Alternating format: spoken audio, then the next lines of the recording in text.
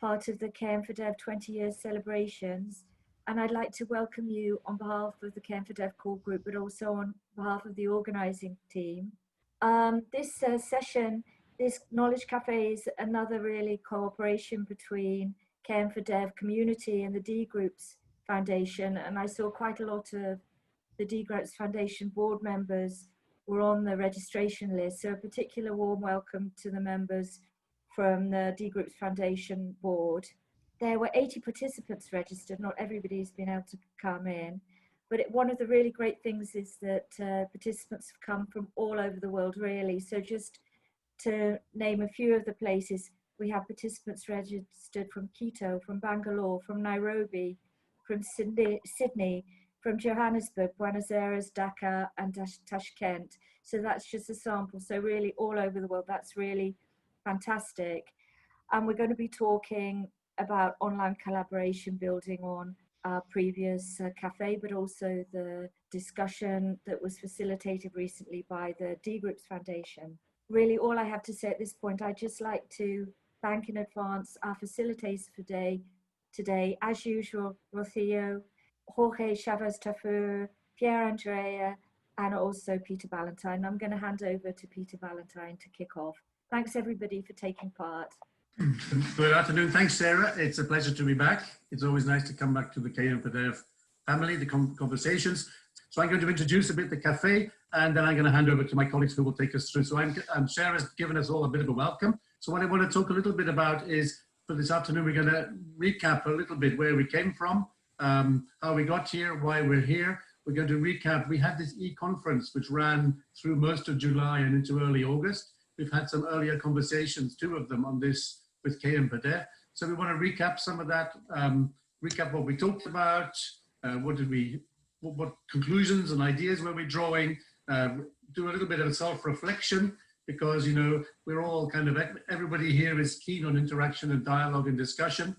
How good are we at doing it amongst ourselves, and to see if we can draw some conclusions. So that's what we're going to try and do in the next 90 minutes. I've been asked to remind you on some technical elements. We're going to be in Zoom. We are not going to be taking notes. One of the feedbacks in the online e-conference, people were saying, yeah, it's all this reporting and documenting is nice, but we just want to talk. So we're not taking notes. We're not going to do heavy capturing, but we will use the chat. So the chat on Zoom. If you're not speaking, please turn off your mic. We will be doing an icebreaker using menti.com. So it's quite good if you already have that URL open. Using your video is optional. It's very nice to see people, but be aware, especially when we have people from all over the place, that bandwidth might be a problem. We will be recording everything, the audio, the visual, and the chat. So just be aware. And if you do send private chats to your friends, that will also be recorded and available to the organizers. So that's the tech piece. Let me move on. So let me introduce a bit. This is the 3rd conversation we've had around this whole topic of online interaction and collaboration. We started back in May with a km4dev Cafe, one of the first part of the series. And there what we tried to do was really ask you as a community, and there were about 40 people there as well then, who said, oh, what are the critical success factors in online collaboration? And we basically identified 4. Basically, that kind of technical platforms that work was number 1. Really effective facilitation was number 2. The 3rd one was about trust.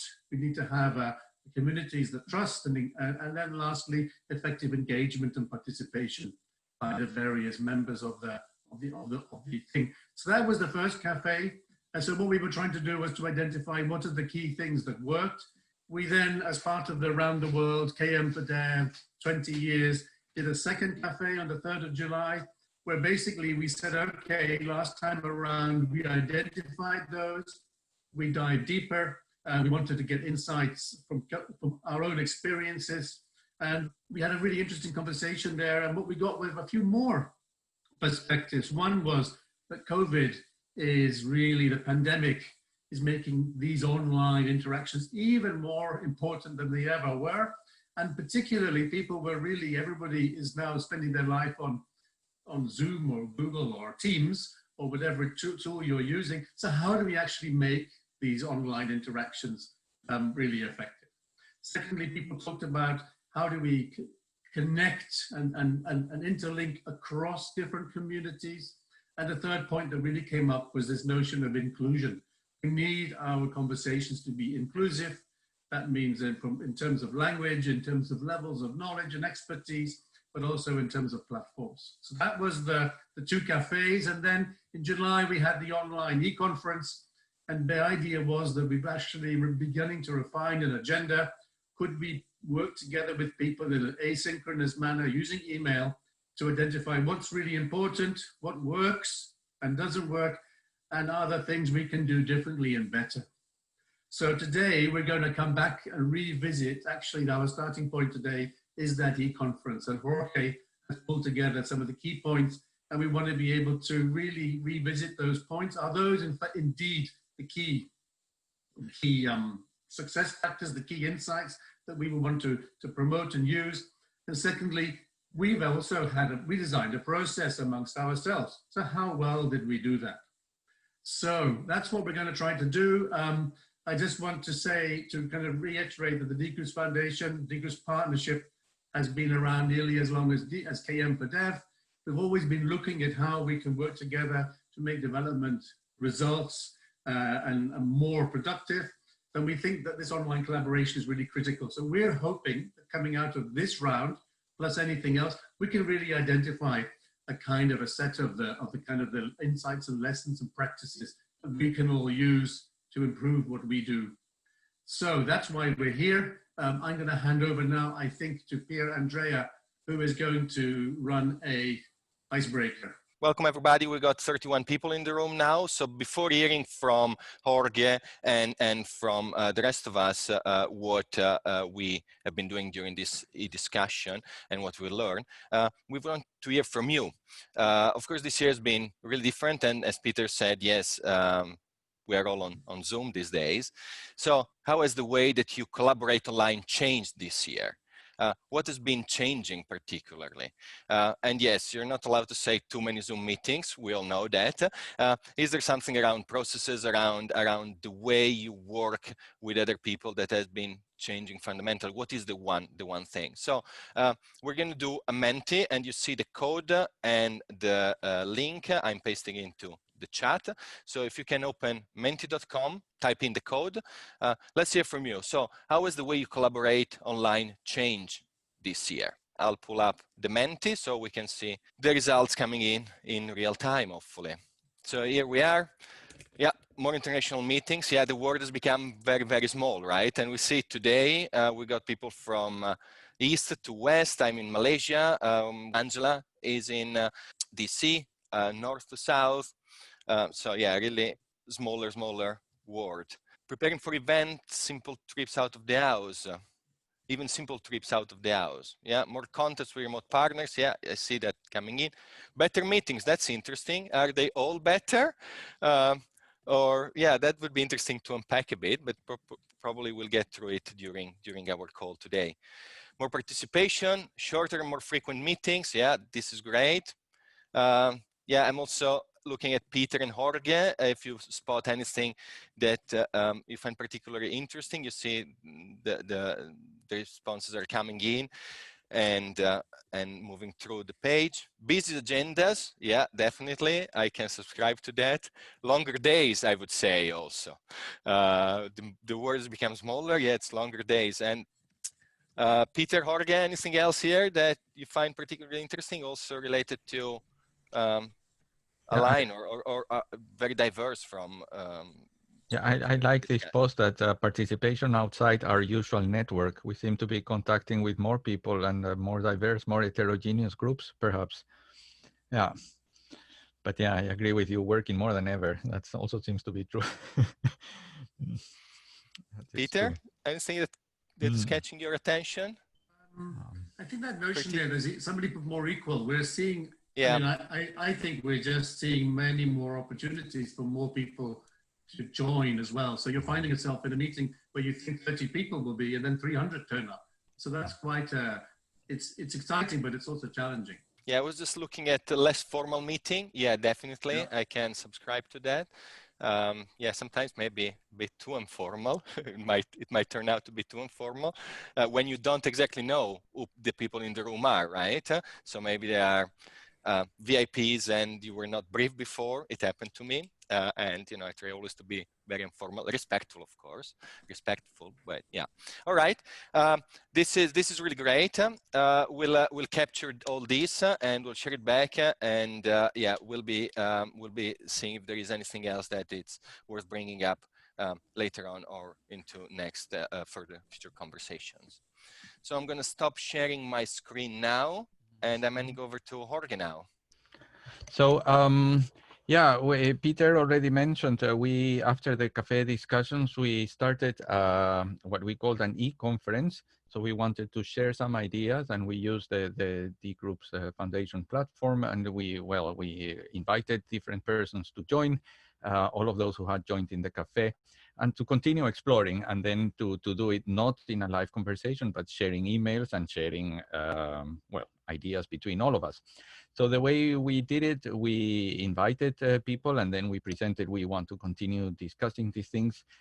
We, of course, wanted not just to use the email, but also the other functionalities, other possibilities to have that allow whether we have a wiki or we had a poll, etc., etc. So what were we going to be talking about was coming from the participants themselves. So one of the key questions was, well, what are the critical issues? What should we continue discussing? What are the main problems that we observe? And after we identified that there were 5 main themes, 5 main ideas that people were interested in talking and sharing ideas. We try to program, to organize the discussion, so to make sure that we would follow some sort of order, that the discussions would not go on forever, but I mean, following some sort of calendar. And then we went into the 5 issues which came out from the participants themselves.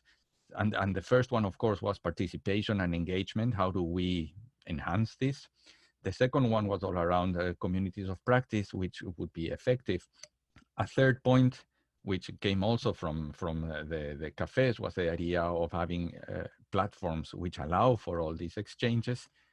A fourth point was about learning. So how do we make sure that we not just discuss, but that we learn and draw key lessons that we can put into practice?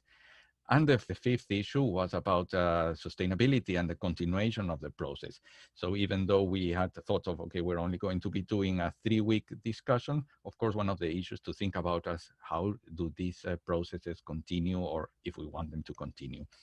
So what I would like to do is share just some of the few ideas, well, of the many ideas that came for each one of these issues. Of course, I'm not including everything, but I'll just outline, and I'm sure that you have a lot more to say. But when we talk about participation and engaging participants and engaging different people, of course, to have a clear structure, to have concrete, clear questions, and to have a sort of program that people know what they're going to be talking about and know when and where can they contribute. To have different modes can be very useful. So not just emails, but at the same time, not just cafes like this one, or not just conversations. So the more we combine these possibilities, the better. One thing that was mentioned was that we should not try to be perhaps too theoretical, professional, or too keeping things conversational, simple, let's say accessible, was something which was widely recommended. We had a very interesting discussion about listeners and what many times have been called as lurkers, people who are part of the group but who don't contribute. And then we were saying that actually we should be pushing them to contribute because we all want to hear what they have to say. But other people were saying, no, actually by just listening or by just joining the conversations, even though they are not saying much, that's also something positive. And then they came with this nice word of empowered listeners as something that we should not think as negative, but on the contrary, as something which is or can be very positive. And then, of course, the idea that specific contributions of a particular person or a particular idea can really catalyze much more discussion, so that we should be aiming at having those. Ending up, of course, with the idea of special contributions or ideas to motivate, to catalyze more discussions. The second point was this idea of communities of practice. How do we make sure that a community as such becomes effective? And then the first point was this, that you need a critical mass. You need to have a certain number of persons to be involved.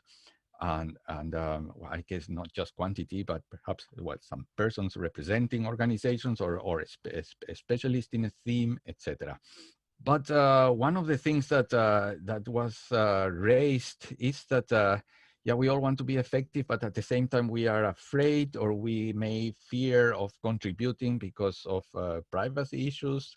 That not just privacy, that we cannot share information, but that we don't want to, or we may feel a bit afraid to do it. Yeah, so that's also something that we have to address. How do we encourage people to do it, but perhaps how do we do it? Well, in some cases we are not even allowed, for example, of sharing photographs of other people, or all these things that have to be taken into account, which of course influence the discussions that we are having. Perhaps obvious, an important thing is to have content that we want to share, that we want to criticize, comment, contribute to, and that has to be regularly fed, and that has to be regularly considered in any community. Another point, to regularly be asking, to regularly be looking for feedback and understanding what people want to discuss, what people want to focus on. I guess this is obvious in any meeting, and the role of every facilitator to be responding to what members or participants want to talk about. But that's something that we should not just do at the beginning, but throughout every process. Perhaps emphasize, what are we aiming at? What are we looking for? What do we want to work together? What are we expecting out of a community of practice, which is not just meeting each other? That can be, but of course there may be higher other goals which have to be constantly repeated. And one which I liked, especially with this idea that when we are in a community of practice, when we are engaging in a discussion, in a conversation, of course, we have some results, and we have to try to demonstrate what these results are. What are we achieving? What are we getting? Perhaps also as a way of encouraging participants to continue contributing to this. Another one, this idea of platforms. Platforms like the one we're using right now, or the platform that we were using for the emails, for polls, for calendars. Perhaps the first point was that it has to be easy, it has to be fun, it has to be popular, it has to be simple. So everybody was saying we have to keep it simple, even though, of course, we have seen during the last months, I think another consequence of the situation we are all in, that there are all these new platforms and all these new possibilities for engaging. But sometimes newer doesn't necessarily mean better if we are not able to use it, or if it becomes a bit, yeah, a bit perhaps too complicated. So everybody was saying, let us keep it simple, and let us consider, on the one hand, that most of us still have well, low bandwidth, that we not always have good connections, and that many of us want to connect on our mobile phones. So perhaps a very fancy platform that doesn't allow you to connect on your mobile phone, then it is not that useful. Some people spoke of social media. Is it a possibility of linking whatever we are doing with social media outlets, I don't know, Facebook, Twitter, so as to enhance the collaboration and the discussion that we are aiming at? Can be something positive, of course, but at the same time to remember all these privacy issues, that whatever we put, of course, appears everywhere or is stored everywhere, and that may be, well, something to explore carefully on the platform itself that we are choosing. The fourth issue we discussed was learning. So we are collaborating, we are sharing ideas, and we are discussing, but of course with the main purpose of learning. And in order to do this, we have to start by building trust and making sure that, well, that we are happy to share and happy to exchange, and that we trust all those who are a part of the group that we are into. Then there was this point of not just having communities of practice who focus on one particular theme or one particular issue, but that we should purposefully aim at connecting different groups, connecting different people doing different professions, thematic discussions, and then look for shared interest. everybody's thought there are so many shared interests, and perhaps by forming some communities, we are isolating ourselves from the wider world. So we should try not to do this, but try to look for broader groups, broader discussions. Again, this idea of measuring what we are discussing, learning, to try to identify what is it that we are achieving and how are we doing it and when are we doing it, and then to feedback so as to show that we are effectively moving forward.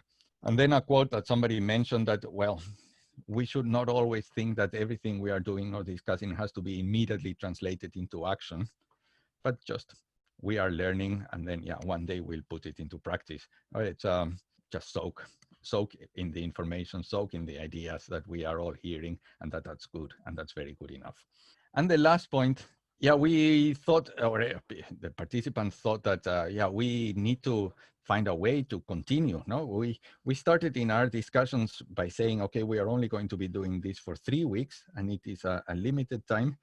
But then how do we need to prepare ourselves for a continued effort? Do we expect this to go on, to continue in time?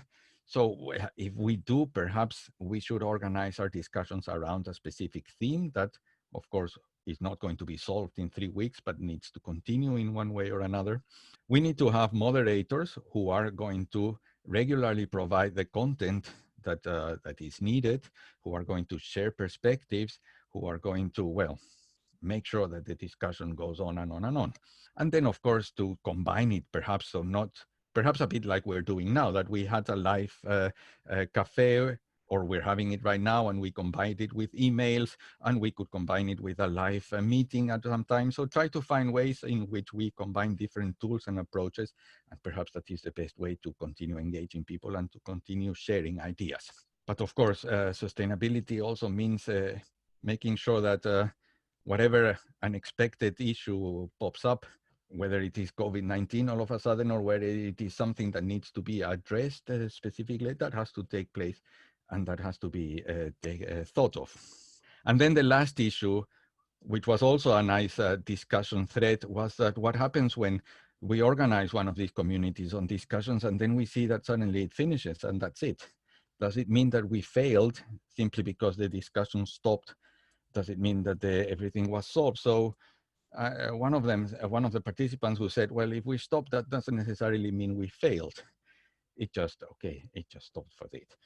And I think, yeah, sometimes we are very worried about making sure that our communities and discussions are going to go on forever and ever. And that's not necessarily the purpose. I think in all, it was a very rich discussion. And I found it a bit difficult to try to summarize everything that was going on with different people, because there was a lot of ideas, and I think that it really reflected many of the issues that we are regularly facing, no, and that which we are facing much more nowadays. All of this is registered in the website, in the wiki that we were creating together, and I would really invite those of you who have not been part of the discussion to go there and to see what was written, who said what, and how the exchanges went on. But what we would like to is to hear a little bit now from you all, to see, because this is a lot of theory, these are a lot of ideas which I'm sure you've come across before. So what we would like to do is to spend a few minutes hearing from you. What about your experience? What about your specific points that you would add, or if you would have participated, you would have added into these discussions? So what we want to do right now is to divide ourselves into groups. We go into very small groups, and I would like you to share a few ideas with your fellow group members. You don't need to take any notes, but I would like you to try to remember, what are you saying, what are you adding, what are you hearing, and then we will try to collect a few ideas when we come back. Thanks, Jorge. Yeah, we're gonna have 7 rooms, about 4 people, 1 with 5. So we can have some intimate conversation. And I think we're gonna go on for about 18 minutes. Then let's make sure that we got enough time in our breakout to dive into these issues. So these are the 5 ideas that we were discussing. So you can, just any of the points that I've been mentioning right now, which of course you can add, or if there's something that you don't really see here, but you think it is crucial, please mention it. and share your ideas with others. We will have mixed groups, so it's not that one group has to look at one of these points, not at all. Yes? Thanks, Jorge. So I just pasted the topic in the chat, so you can copy them and bring them with you in your room. I'm gonna also paste the question quickly, so you can also do the same for the question, and we'll see you back here in 18 minutes. So opening the room in 3, 2, 1, off you go. So we need to do each other a favor. He shares the content. You can also share his content. You can appreciate them. You can reward them, something like that. Yeah, I think that's what I have to share. Now, thank you. Thanks. I wanted to ask Robert, because we had, as I mentioned before, like 110 participants, and Robert was the only one who did the best use of the platform. We were sharing emails, but I was trying to make summaries and put them on a wiki so that that would be available to everybody, visible to everybody. And Robert was the only one who went and edited those wikis and added more ideas. So I found it fantastic, because then it was not just the email, but also, well, the summaries and adding more to what was there. So I thought that, yeah, it is what you're saying, participation, but making use in time and the platform and the possibilities. And I think that made the discussion, it also helped for somebody else. Yeah. Thank you. Thanks a lot. Yeah. I wanted to ask our very own Rocio, who was also on the discussions. Yes, yes. I think we had a very interesting conversation in our group. We passed from, well, we focus very much on the learning through collaboration, on learning on itself. And we talk about the importance of preparation and planning, whether you're doing it online or face-to-face. It was said that it's more evident when you do it online and you're not well prepared. The virtual meetings or the virtual learning doesn't replace the face-to-face, because no matter how well prepared it is, if there is all in between sessions, the chit chat, the talking, the meeting people, the human touch that is missing. The online platforms are very good, maybe to prepare and to do some ahead or after action, but at the moment we can go back to the face-to-face, we should not avoid them. And from there, before we talk about the importance of experience capitalization and bring learning from experience and sharing this. And just before we went to organizational learning. So changing the approach and seeing knowledge management as a continuous learning, from making sense pattern to the story thinking. So understanding whatever we are doing, it's all building. And thank you. Yeah, and thanks everybody. Of course, as usual, we don't have time to go asking everybody, but what I want to do now is I want to do the first of chat waves. I would like you to think of a recommendation. So you've been listening and you've been thinking, and of course you have a lot of experience. What would you recommend others to pay attention to when we are trying to have better dialogues and better online collaboration? So I could just say, okay, I recommend you to use a very simple platform, or I recommend you to whatever. I would like you to think of this for 10 seconds. And then I would like you to go to the chat. So then when I say yes, everybody types down his or her recommendation on the chat. Yes? So not yet, not yet. So think a little bit. What have you heard? What do you think out of the ideas that I mentioned before has not been included, perhaps, or which you think needs to be a little bit better? So go to the chat and type your idea, your recommendation. Okay, 1, 2, 3, go.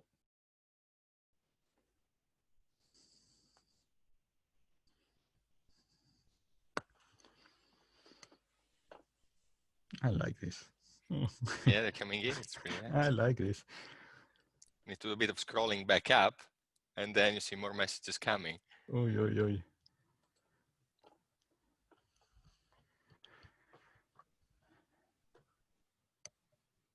Of course, you are allowed to write twice if you want to say two things.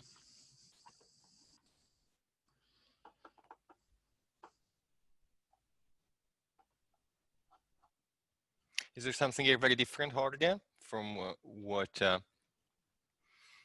Yeah, was coming up before? Yeah, I think more details and yeah, building up, yeah, expanding the ideas. Yes, but this is very nice. Much stronger, very strong element of inclusion. Okay, inclusion. That's true. It comes up many times, including in different forms. True. Which was one of the original ideas that somehow didn't become a theme in itself, isn't it? Yeah. Yeah, the same as with facilitation. We also thought at the beginning that we were going to be discussing exclusively on how to moderate, facilitate, but of course that was taken over in all other discussions. Good. Good. Now, we are, of course, not finished yet. So we've been discussing a lot of, let's say, the theory, the important issues, the recommendations that we give each other. Now we would like to talk a little bit about the practice. So what are we doing, or what have we been doing? So Peter, you share the screen, yes? And the mic. Okay, thanks, Jorge. Can you hear me okay? Yes. So what we're going to do is, I think we're going to go into a second round of conversation. And in the last round, we really talked about kind of what came out of the e-conference and the two preceding cafes. So now we wanted to, my task here is just to reflect a little bit on what we did do in those past weeks and the past exercise, and then as a kind of a starter for another round of conversation. So we planned a three-week e-conference that would be a kind of a conversation that would build from the ideas we had in those two previous cafes. We would take those ideas, we would invite a whole bunch of people to come together, and we would have a further conversation, mainly with email, but not only with email. And this would zoom in on, okay, what are those critical factors? What really works? What should we try to really focus on? And what lessons and practices could we take forward? We, not necessarily being the Dgroups Foundation or the particular, but the people who are there in the room, people who are hoping to do this work in the future, who have been assigned these tasks, what could we do in this area? So I'm just going to run through very briefly what were the types of things that we actually, how did we do this? As I said, we started with those earlier cafes. We had a set of starting topics. We had actually 7 or 8 of them in the very beginning, I think. We had 5, and then we had conversations with people. We had a rich set of introductions. We had a very large number of emails being sent around, exchanging, and in the very beginning. And people explored topics, people expressed their interests, and we used hashtags. With this platform allows you to follow topics, so you can organize and follow topics. You can create threads. You can say, I care about participation, and you can follow the conversation on participation. We captured things on the wiki. We used the wiki to alert people, to update people. As Jorge mentioned, only few people actually edited the wiki, but I think we got quite a few people looking at the wiki. We tried to get people to set priorities, to identify where they wanted to go by using polls, online polls, and people would vote. Well, which topic should we focus on next week? We shared summaries. So we tried a lot of things out. And I'm just thinking back to in our small group a few minutes ago, Shavidia said there is no best practice. There's no model, there's no one model. There are good practices. So I think we tried a lot of good practices, established practices. We tried to do them. We tried to bring them all together. We had a facilitator with some support. We had the summaries. We really tried to engage with people. We did the offline, when sometimes you wanted a specific question, we chased people offline to encourage them to share their ideas. So we had a really quite a good conversation. There were many empowered listeners, to use the word that Jorge used earlier. We had many people who were listening and didn't seem to be actively contributing on the email, although we were told that, or we learned, or we understand that listening is itself as important as contributing. So because people don't contribute, it doesn't mean we're doing a bad job.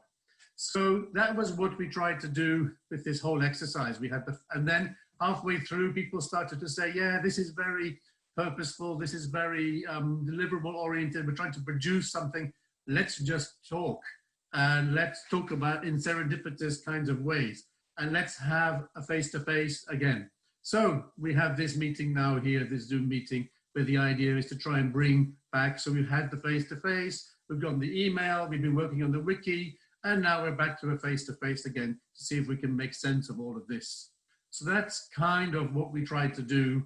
And yeah, the idea of this workshop in a sense is to try and take stock of that. So I think my next slide is going to be a conversation about amongst ourselves again. But what we want to try to do is try to think about, and we've gone to those 5 topics that we think other people, we recommend 5 areas, and here's 5 areas where you can improve your practice. We'd like to do a little bit of self-assessment, whether this is your first joining of the conversation, whether you are in the dialogue, the conference or not, whether you participated in the earlier Zooms or not. You know, how well have we done? How well have we fostered participation and engagement? How well have we reinforced a sense of community? How well have these platforms worked for us? Yeah. How well have we learned what we wanted to learn? Yeah. And how well have we created the conditions for continuous interaction in a sense? So we like to reflect less about what we would recommend to somebody else as to our own practice. How well have we done? Are we actually good at what we're doing? Have we done a good job? I think that's what I was supposed to introduce. Let me just check. I think there's an assignment. Those are the 5 areas we'd like you to think about, to reflect upon. You may add other areas if you think inclusion is something very important, or trust. These are also issues that came up. But when we were working together online and we said, should we dive deeper, the group decided on a different topic. So these are the 5 that are there. There are others. So we would like to do the same again. I think, Pierre, you're going to break us up into groups. The idea is no notes, talk only, interact. You can be an empowered listener. It means you may participate in the group and not talk if you like. You may just listen in a very empowered way. And we'd like to share a reflection back afterwards. So we'd like you to share with us to know, what have you experienced with this exercise, these 3 workshops, plus the online interaction, or any part of it? And how can we capitalize on these insights? So we're looking back really at our own practice, not at the practice of other people.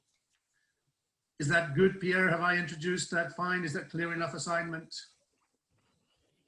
I don't see any question in the chat. I just pasted the chat, the question for the group. So yes, off we go. We're gonna have 7 groups again. Hopefully you'll meet some other people. You'll be in a group with some other people compared to the previous one. Again, 18 minutes. We don't have more, I'm afraid. So without any further ado, let's go. Open the room. I'll see you back here in a bit.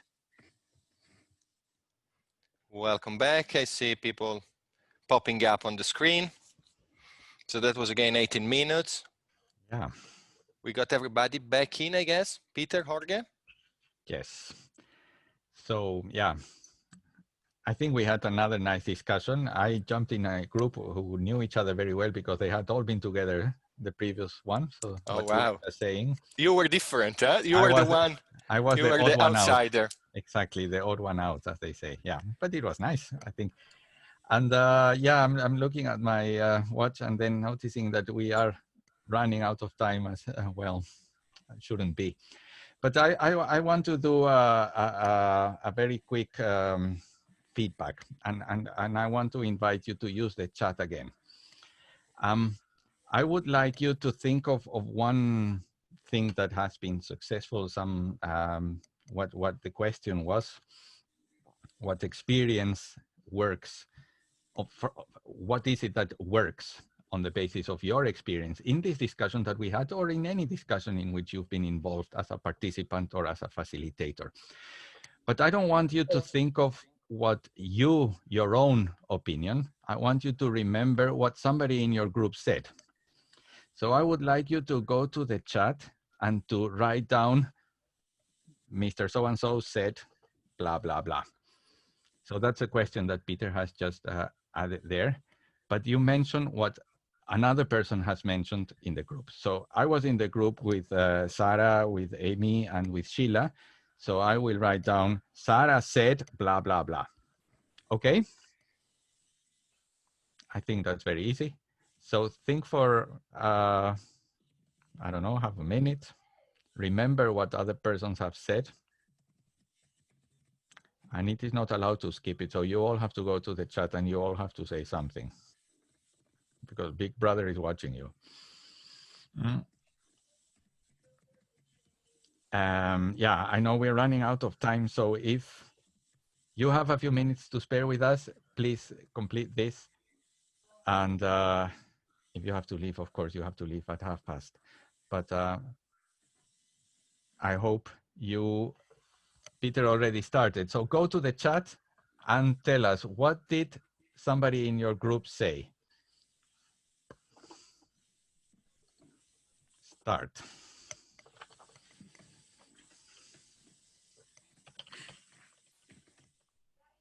Ah, okay. Sophie said that access to information via technology is often tied to profit. Yes. But Amadi said that networking is a key incentive for joining a discussion. Yeah. Rocio spoke of how horizontal work environments or meetings need leadership. Are you still writing? John took us through his Zoom setup. Futuristic and interesting. If virtual is the way going forward, then it really pays to have a good setup. Yeah, that's true. John said that new ideas are like spam sometimes, but it is good to have them all. And Mina mentioned the importance of being accountable or having a leader per activity to avoid chaos in horizontal environments. So a lot to harvest after the meeting. Yeah, luckily Zoom stores everything. Saskia said that relating to people you know makes conversation and participation easier. And Larry said that the correct platform for the correct purpose is more critical than before. Yeah, I agree completely, Larry. Why, yeah. Oh, this is fantastic. Now, I really like this. Thank you very much, everybody. I think this shows that we are, well, not just talking, but we are also learning from each other. We're also getting inspired, and we're also seeing that what we're doing, yeah, can inspire others in this way. Fantastic. We had one more question, which is, well, how do we capitalize on all of this? What do we do? So that was my third question for you on the chat. And now you can give your own opinion. How should we capitalize in all these insights and learnings? And in this case, I would like you to say a few ideas on the chat. How do we continue? How do we capitalize on all of this?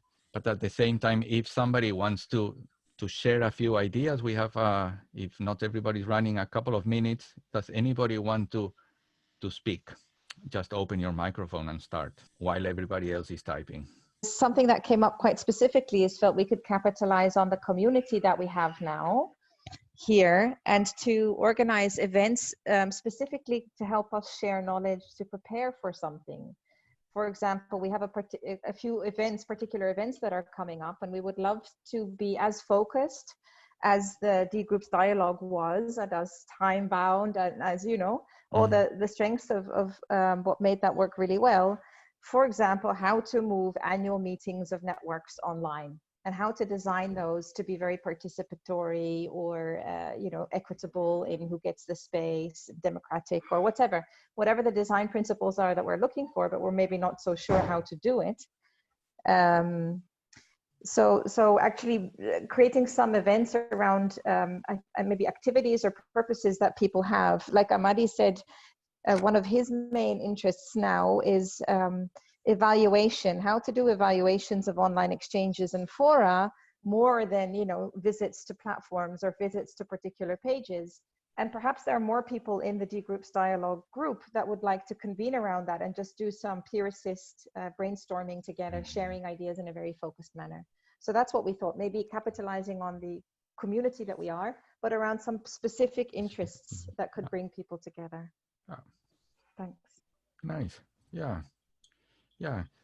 I think we have, well, been talking a lot of interesting ideas. The question is, okay, we could continue in this area and then try to focus, as you're saying, and then perhaps for something practical, for an event, for a specific purpose, which is already perhaps programmed. Yes.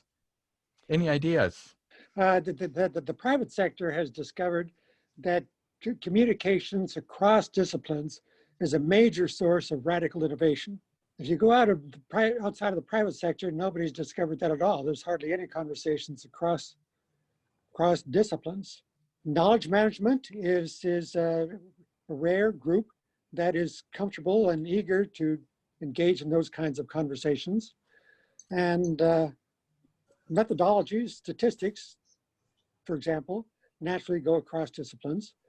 I have a particular radical innovation that I have been trying to launch across disciplines, and got some receptive conversation in the Zoom groups today. And so I would be interested in offering that up as a practical example, focusing on the broader strategy of sparking and developing conversations across disciplines to develop communities of practice that are focused on a specific issue or opportunity, starting with a small group, but instead of the typical community practice that starts large and hopes to spark small conversations. So starting from scratch, innovating across disciplines, with my example as the forefront. Okay. Oh, well, we have your example to start with. Yeah, great. Yes. Last one, Sophie, you said Pierre, Sophie wanted to say something? Yeah, I would like to reinforce what Saskia said. And, you know, we had the toolkit, the KS toolkit, where we have our methods and tools on facilitation, but there are a lot focusing on face-to-face facilitation.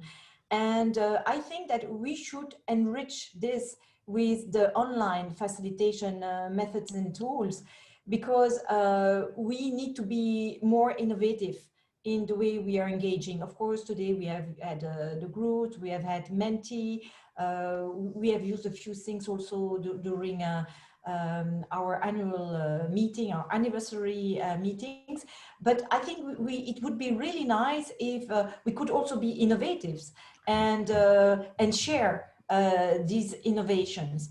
And this is even more true because this facilitation is not only done with a laptop, but also mobile phones. And this is a reality when you are in rural areas. You will be more connected with your rural phone. And it's also how do we engage more with people who are in rural areas, having low connectivity.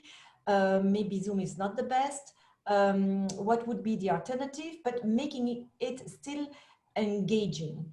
And being able to film and to have more concrete, practical interactions. So this is something that I think it would be nice to explore and to share ideas about. Thank you. And we have a lot of the content to fill, I mean, suggestion, recommendations, experiences, all the things that you've been writing on the chat, which could very easily fill these pages to share and to continue developing, certainly. Great. All good things come to an end. I think we have to finish. So unfortunately, Peter. Thank everybody. We had planned to reflect a little bit more on our own practice. We've had a really nice conversation, a lot of interesting ideas. For myself, I've got 3 or 4 points I want to follow up. So it's been super. I hope everybody else does. We have to work out a little bit now, Jorge, how we wrap up that existing e-conference, Yes. how we can synthesize the good ideas. Also what's here on the chat, it's a completely different type of content that we mobilize. So how do we bring these together? But it's been a really good conversation. It sounds like there's a lot of interest in people to follow up on some specific areas. So let's see how we can do that. And I think between km4dev and the Dgroups Foundation, we have a lot of opportunities to go forward.